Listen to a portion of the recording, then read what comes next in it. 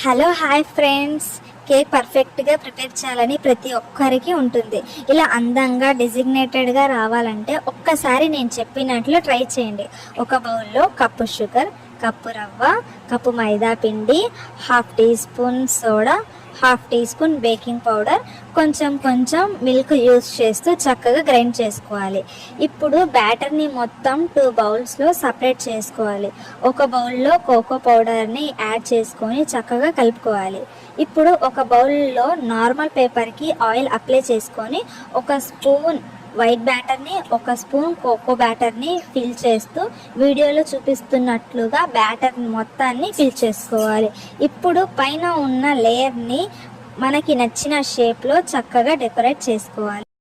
లో ఫ్లేమ్లో హీట్ అయిన కుక్కర్లో బ్యాటర్ బౌల్ని పెట్టుకొని ఒక అరగంట పాటు మూత తీయకుండా కుక్కర్లో కుక్ చేసుకోవాలి. అప్పుడే కేక్ ప్రిపేర్ అవుతుంది. అంతే, రెడీ అయిపోయింది మన స్పాంజీ కేక్. ఇందులో ఆయిల్ వాడలేదు, ఎగ్ వాడలేదు, బ్యాటర్ని యూజ్ చేయలేదు, కానీ చక్కగా ఎంత బాగా వచ్చింది కదా.